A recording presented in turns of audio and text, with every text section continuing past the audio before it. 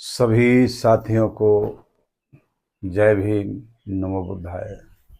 दोस्तों, आज हम बहुत ही महत्वपूर्ण विषय लेकर के आपके बीच में आए हैं।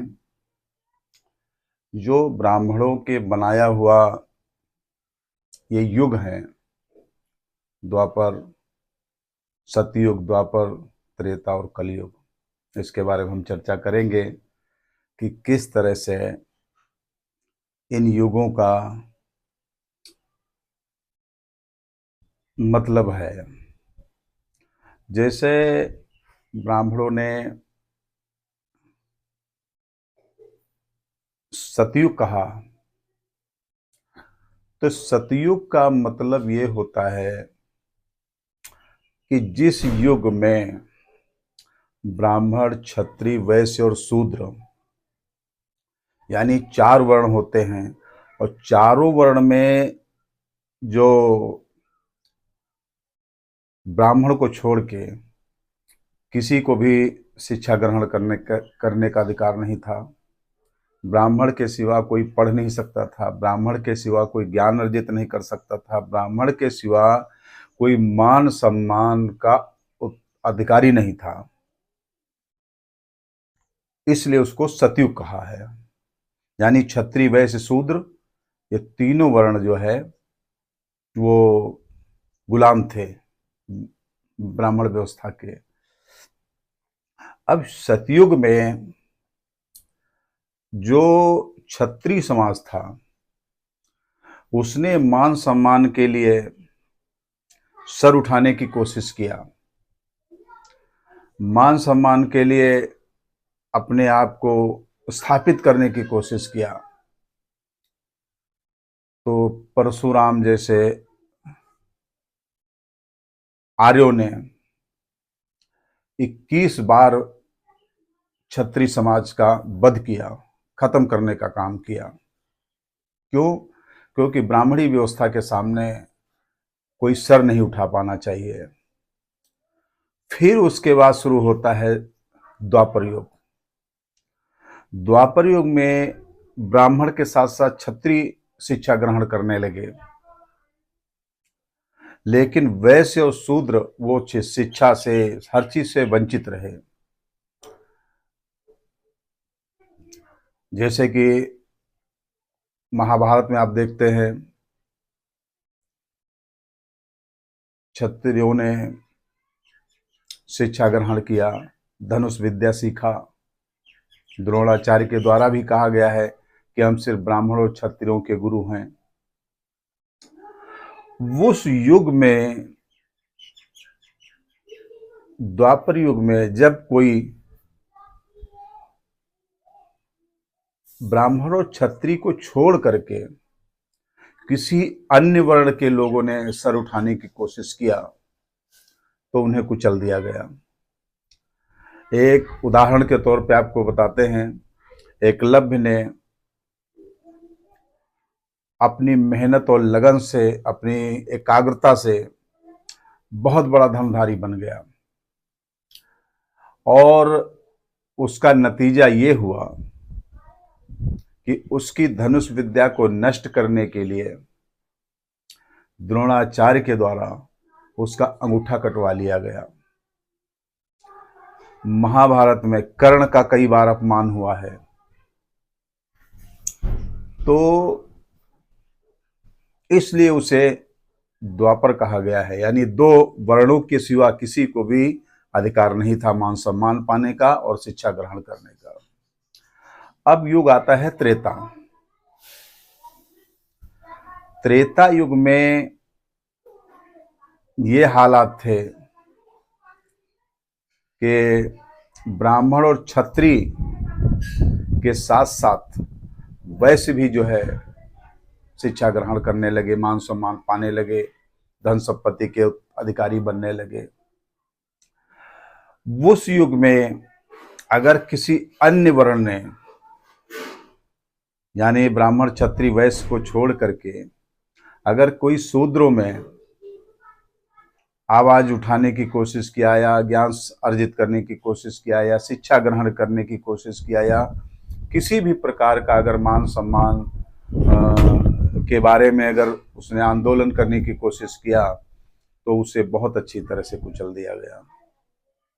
उदाहरण के तौर पे आपको बताते हैं,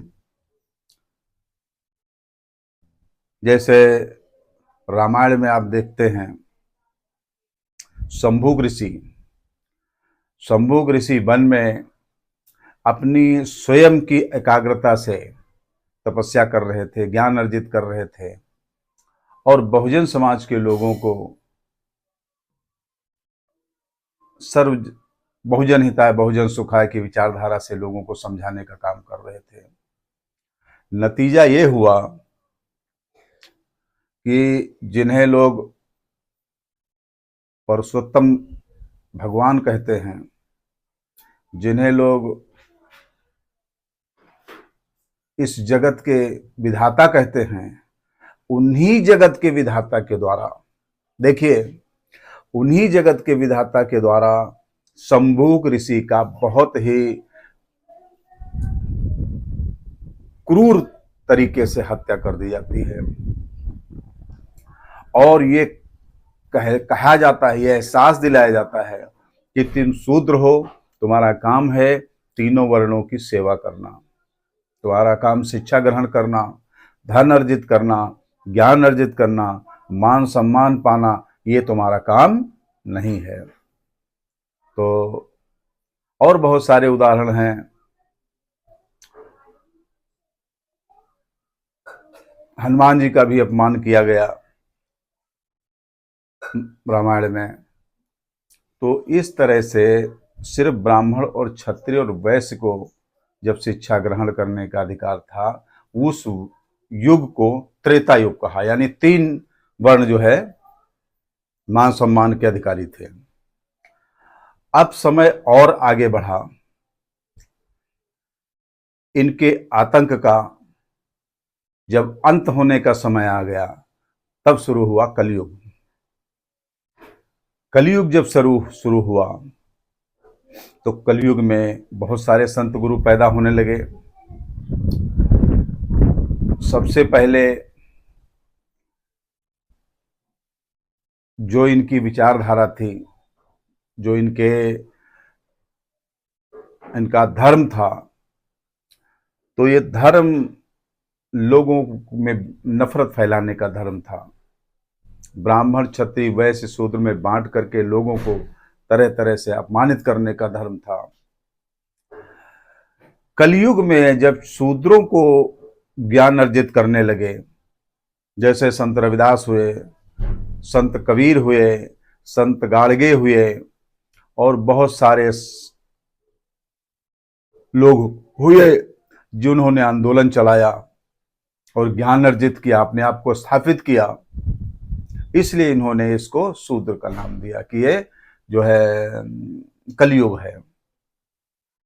उसका नतीजा ये हुआ कि ज्योतिबा फुले के साथ घटना घटी और उस घटना के तहत उन्होंने बहुत ही बड़ा संकल्प लिया और समाज को जगाने का काम किया। सबसे पहला विद्यालय महिलाओं के लिए खोला, महिलाओं को शिक्षित करने का काम किया, अपनी पत्नी को पढ़ाया, फिर पत्नी के द्वारा सावित्रीबाई फुले के द्वारा महिलाओं को शिक्षा दी जाने लगी।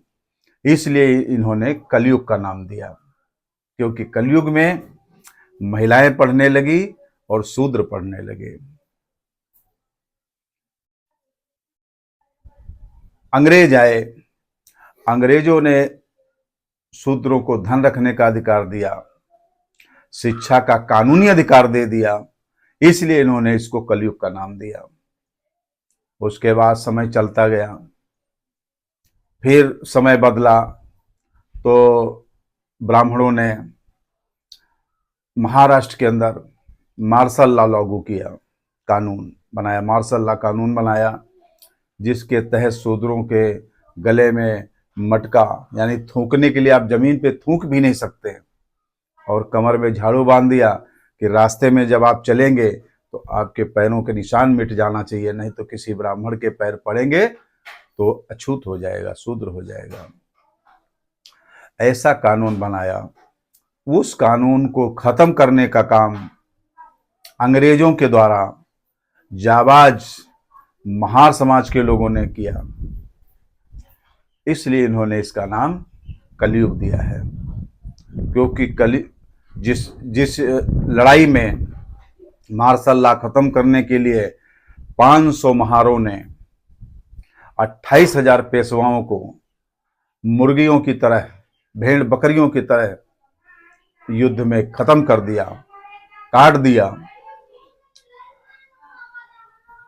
जिससे अपने आप को स्थापित किया और अंग्रेजों ने उन्हें बहुत ही मान सम्मान के साथ उनको हिस्सेदारी दिया, अपने शासन में हिस्सेदारी दिया, जिसका नतीजा ये हुआ कि एक कहावत बन गई कि जा तेरे जैसे 56 देखे हैं।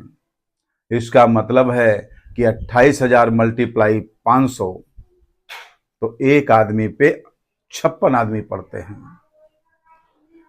इसलिए इसका नाम, जब शूद्रों ने ब्राह्मणी व्यवस्था के खिलाफ सर उठाने का काम किया, इसलिए इन्होंने इसका नाम कलयुग दिया है। अब कलयुग में जब शूद्र शिक्षा ग्रहण करने लगे, शूद्र पढ़ने लिखने लगे, शूद्र ज्ञान अर्जित करने लगे, तो उसका नतीजा ये हुआ कि देश का बहुत तेजी से विकास होने लगा। क्योंकि शूद्रों के अंदर मेहनत करने की लगन होती है, ईमानदारी होती है, निष्ठा होती है, मान सम्मान ग्रहण करने की और दूसरों को देने की क्षमता होती है, इसलिए भारत तरक्की करने लगा। आज आप देख रहे हैं सुई से लेकर जहाज तक हमारे देश में बन रहा है। ये विज्ञान की देन है, और विज्ञान यानी कारखानों का देश है, कारखानों का युग है। इसलिए ब्राह्मणों ने इसको कलयुग कहा। कल युग यानी कल यानी कारखाना, कारखानों का युग, कारखाना यानी मशीनरी युग, वैज्ञानिक युग। आज आप देख रहे हैं आदमी का हर बीमारी का इलाज है, हर समस्या का समाधान है, इसलिए उन्होंने इसका नाम कलयुग दिया है। क्यों? क्योंकि आज ब्राह्मणों को कोई नहीं पूछ रहा है, कोई उनसे सलाह नहीं ले रहा, कोई उनका मान सम्मान नहीं कर रहा है, कोई उनकी अंधविश्वास, पाखंडी, ढोंग और झूठी काल्पनिक कथाओं पर विश्वास नहीं कर रहा है, इसलिए इसको कलयुग का नाम दिया है। तो साथियों, मैं अपने बहुजन समाज के सभी लोगों से कहना चाहूँगा कि अगर वास्तव में देखा जाए तो बहुजन समाज के लिए, पूरे संसार के लिए और देश की तरक्की और विकास के लिए कलयुग ही मायने रखता है। कलयुग है तो हम हैं। आज कल कारखानों के बिना क्या जीवन संभव है? नहीं है। आप थोड़ी देर के लिए विचार करिए, इनके 33 करोड़ देवी देवताओं को आप साइड में रख दीजिए और एक हफ्ते के लिए, एक हफ्ता छोड़िए, एक दिन के लिए आप बिल्कुल भूल जाइए कि कोई भगवान, कोई ईश्वर है, तो आपके जीवन में कोई फर्क पड़ेगा? नहीं पड़ेगा। और इस मशीनरी युग के बने हुए जितने भी पार्ट हैं, जितने भी वैज्ञानिक यंत्र हैं, क्या उनके बिना आप एक दिन भी रह सकते हैं? आज मोबाइल के बिना आप नहीं रह सकते, आप टीवी के बिना नहीं रह सकते, आप फ्रिज के बिना नहीं रह सकते, आप एसी के बिना नहीं रह सकते, आप पंखे के बिना नहीं रह सकते, आप किसी भी चीज के बिना नहीं रह सकते। कपड़े सिले जाते हैं मशीनों के द्वारा। आज गैस के बिना खाना गैस पे पकता है, कुकर है, हर चीज। अगर आप विज्ञान से मुंह मोड़ते हैं तो आप एक दिन नहीं रह सकते। इसीलिए मैं तो कहता हूं कि सारे युगों से कलयुग हमारे लिए एक वरदान है, एक हमारे लिए बहुत बड़ा तोहफा है, गिफ्ट है। जो विज्ञान इतनी तरक्की किया, विज्ञान इतनी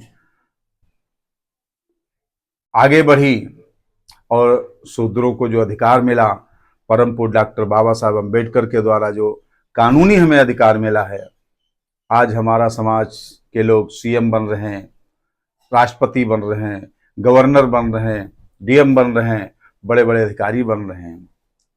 इसलिए जिस समाज को इस वैदिक धर्म ने, जिस समाज को आर्य धर्म ने, जिस समाज को हिंदू धर्म ने गुलाम बना के रखा था, सर उठाने की हिम्मत नहीं थी, कमर में झाड़ू गले में हंडी बांध के रखा था, उस समाज ने आज उनके ऊपर राज करने का काम किया, शासन कर रहे हैं, प्रधानमंत्री मुख्यमंत्री बन रहे हैं, राष्ट्रपति बन रहे हैं, गवर्नर बन रहे हैं, डीएम बन रहे हैं, एसओ बन रहे हैं, सीओ बन रहे हैं, एसडीएम बन रहे हैं। तो पेट में तो दर्द होगा ही ना। जिस समाज को वो पैरों से कुचल के रखा था, आज वो समाज सर उठा करके मान सम्मान के साथ जी रहा है और देश को अच्छा नेतृत्व दे रहा है। आप याद करिए, बहुजन समाज के लोग जब शासन में आते हैं, बहुजन समाज के लोग जब अधिकारी बन के आते हैं, तो बहुत ही निष्ठा और ईमानदारी से राज करते हैं। इसलिए इन्होंने इसका नाम कलयुग दिया है कि यह कलयुग है। लेकिन कलयुग हमारे लिए वरदान है। साथियों, आप सभी लोगों को बस जय भीम और नमो बुद्धाय।